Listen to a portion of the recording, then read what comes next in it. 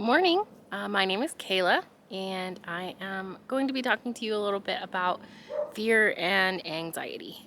These are natural emotions that we have, and fear can be something that communicates something to us. Our body is feeling something because of maybe what we've gone through in the past, what we are currently going through might be new as well. So fear and anxiety is usually a sign that we're doing something that's outside of our normal, and that could be a bad thing. It's usually meant to protect us. So for example, if we come home and our house is torn apart, that would be a sign that possibly someone broke in, and we probably should be on the lookout for protecting ourselves, protecting our kids, people who are with us. But that fear can also keep us from reaching new areas in our life that we want to move into. So if, for example, we are about to take a really big test, or we are going to be applying for a new job that maybe is a little bit beyond what we feel that we have experience for, then that could make us also feel anxious. It could feel like we have sweaty palms, we could feel like we don't really have the right words, and that is our body physically responding to some of the subconscious thoughts that we might be having about that.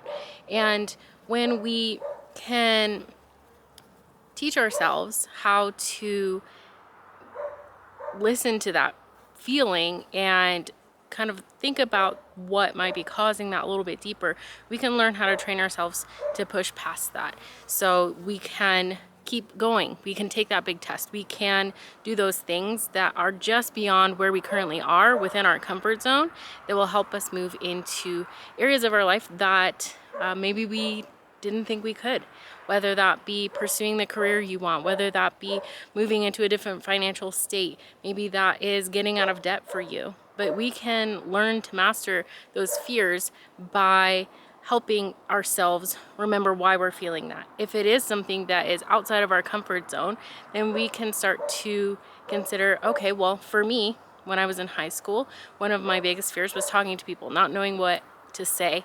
And I was I think divinely put into a position where I had to deal with volunteers.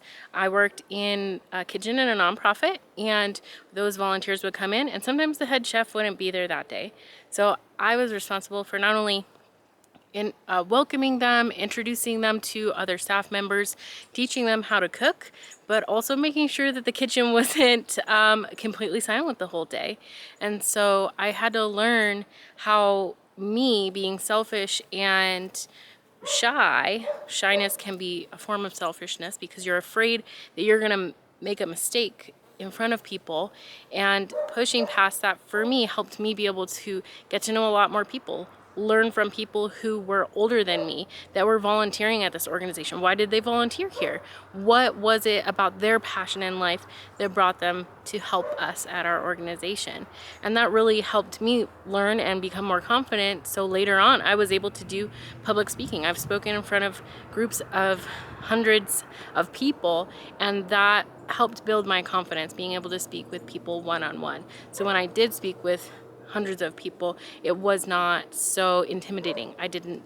I would say that I did still get nervous, but that feeling made me feel energized instead of afraid.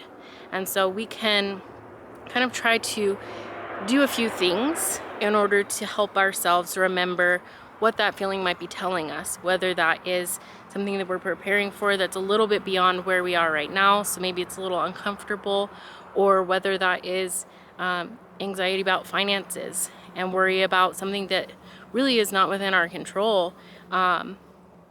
We can learn to move into that and do what we can in our power in order to help in that area. So we can first, one of the great things to do, especially if you're nervous for a test or, like I said, public speaking, anything like that, it can be to do something physical, change what you are doing physically. So we have natural responses called fight or flight, and those are built into our immune system. Our immune system is meant to protect us innately. So those fight or flight responses sometimes can also be freeze. And that's what I think a lot of what anxiety and fear usually is presenting as, is that freeze moment. But if we can move into a fight or flight mentality physically, by maybe that's going for a run, maybe that's doing some jumping jacks, maybe that's doing some yoga, doing something physically to get your blood pumping, so then you can start to move and remember why you are feeling that way, and do something physically that our body is used to in order to get that stress, anxiety, fear out.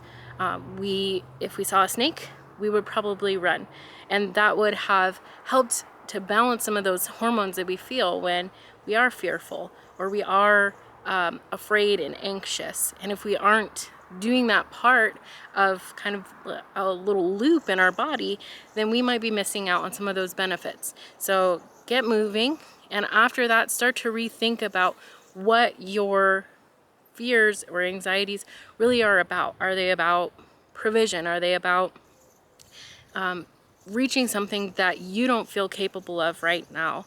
And that might be starting to think about how your own risk is greater than the benefit on the other side for you and for other people. So we want to remember that when we have those fears, whether it be for me reaching out to people, I would be preventing myself from showing other people compassion if I were to never reach out and talk with them or have a conversation or even reciprocate a smile. So things like that we can work through help put us in a position to work on becoming a better and more real version of ourselves. Usually it's the person that we want to become. And so what I encourage you to do is to start to think of those things, so then you can consider that the next time that fear comes up. You can do a quarter-mile run, you could do a little sprint, you could, like I said, do some jumping jacks, and then see how you feel about moving into whatever that is, whether that be taking some study time, or whether that be evaluating your finances and looking at a budget and starting to stick with that. That could be very frightening for people who are afraid that their finances aren't going to make it as far as they need. But looking at those things and facing them helps teach us and train us that those fears are not unfounded, but we can conquer them. And the more we practice that and do it over and over and over again, we're going to get better. So we're going to, for example, if you budget for a month and you're able to stick to that budget, even if you don't stick to it perfectly, it's going to help improve your finances. And then you can, the next month, create another budget. Look at what you spent. Where can you make further improvements? So then you would be able to get even better. Usually fear is something that we need to build a skill in that we don't feel we have the skills for right now. And when we get better at it, it's proving to ourselves as well as to other people that we can and are already capable of doing that well. And it's just a matter of learning it and putting it into our bodies, reminding our bodies and our minds that we are capable of doing what we set our minds to.